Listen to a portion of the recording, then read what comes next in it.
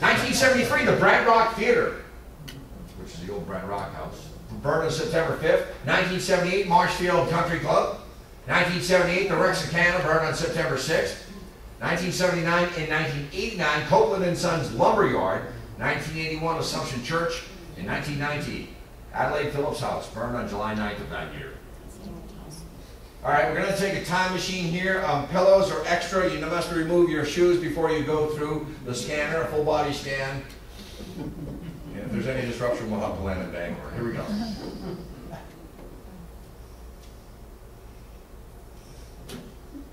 H.G. Wells. Again, I'm a time traveler driving without a license here, so please forgive me. We have to get to 1941. This is part of the gap. 3,000, only 2,000 more years before we get to the turn of modern time.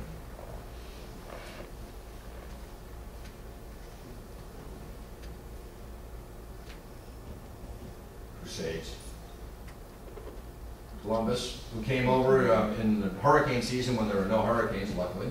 1620, Pilgrims. American Revolution, Washington crossing the Delaware.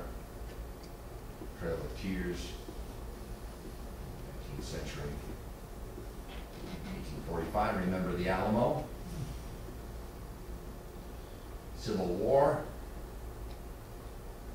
World War I. I think we're here. Watch your step as you get off the bus. Who are these guys? Joltin' Joe and Teddy Ballgame. One of the greatest baseball seasons of all time. Joe DiMaggio, the Yankee Clipper. What, 11 years, 11 World Series rings. He had a 56-game hitting streak that year. Ted Williams on the right, 1941, hit 406. Joe used to say about Ted that he should give half his salary to his brother Dom because Dom did half of his job fielding center field for the Red Sox. Joe is notoriously cheap. Even after he was worth millions and millions of dollars, when he moved to Hollywood, Florida, he could be seen walking down the street with his laundry in the early 1990s because his apartment building, it was 50 cents a load, and it was 35 cents down the street. So, if you picked up Time magazine, dated April 21st, 1941, you'd see that there was a world at war. Yugoslavia General, Dusan Simovic. If you picked up the morning paper, what would you see? You'd see that the Nazis were within 30 miles of Athens, that 21 British troop transports with thousands drowned were lost. There was a firebomber on the loose in Mattapan, and a Red Scare underway. There were bomb scares at Logan Airport. The Red Sox, their undefeated streak came to an end.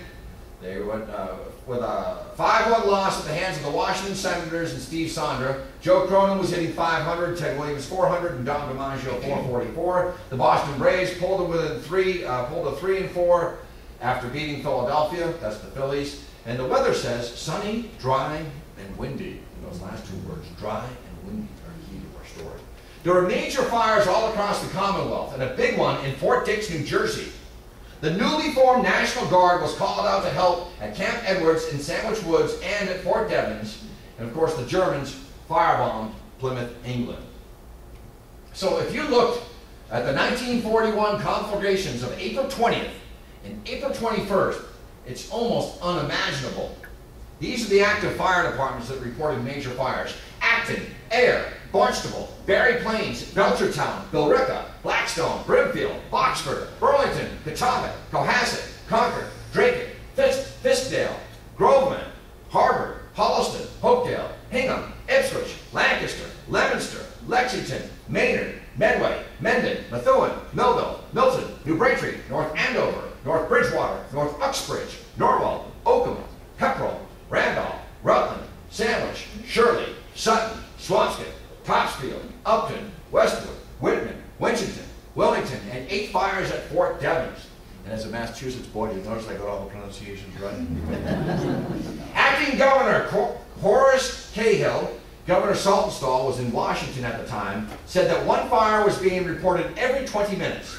Over 250 fires were reported over those 2 days, and all the state woods were closed. There were over 200 fires reported on April 19, 2008, ironically, in Massachusetts. So I found that keenly interesting that even after the Great Brant Rock Fire, 67 years later, there was an outbreak almost to the day. The Quabbin Dam. Well, the trees that were felled by the 1938 hurricane lay as matchsticks to fuel the fire, and there are other places where there are fires as well. All pilots were called to spot and report fires from the air, and all hunting, trapping, fishing was suspended. And also, all firearms dispensing was prohibited. You could not leave the house with a firearm. What were the weather conditions of April 1941? Well, 1941 was the driest year since 1888. April was a very dry month with less than an inch of rain in the last 4 weeks. The morning of April 21st was very windy, with gusts of wind up to 40 miles per hour. But again, wasn't it in Ocean Bluff? Why did he call it the Great Brant Rock Fire? Well, the Boston Traveler the following day called it Ocean Bluffs Fire. The Boston Record called it Ocean Bluff Fire. The Boston Herald called it Brant Rock Fire. And the Boston Post called it the Great Shore Fire. And the Marshfield Mariner, I found this in this very library, was the one that tabbed it the Great Brant Rock Fire. So technically, nothing burned in Brant Rock, only in Fieldston and Ocean Bluff. So let's look at some crib notes before we go on. There were 100-foot flames in a 30-mile-per-hour constant wind with 40-mile-per-hour gusts from the west. It began on a Monday during school vacation 1 mile away from homes. There were heroes and there were ghosts. The advisory committee had decided on April 19, 1941 to revoke a $300 appropriation to annually burn marsh grass to pre-burn, prevent fires. The voters had voted for this in the town meeting in March, but were denied in April because the advisory committee said it wasn't necessary this year. Beach colony residents knew that fire was coming and feared it. 15% of all valuation was lost. $300 was saved to lose $1.25 million.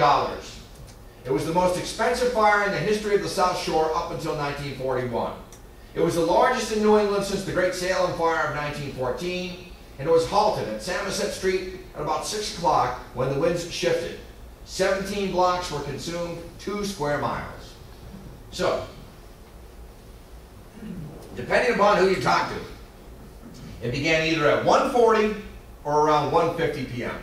at the corner of Ocean and Plymouth. Now that's up for debate. That's where Courtney's restaurant is, and also the gas station where they pump a short gallon. Check that. Trust me. Any weights and measures guys here today? Men or women? So was it started by a cigarette? What about kids on school vacation, mischievous arson? What about a broken glass bottle, as the Boston Post reported? Well, a grass fire started near Fieldston Lodge and swept into the tall horse grass in Dykes Meadow. The gas station owner at Ocean Street and Plymouth Street, who called in the fire, claims that he saw a cigarette butt thrown out of a car window. The Boston Post claimed that the sun reflecting through broken glass ignited the fire. This had happened only once before in an episode of Lassie.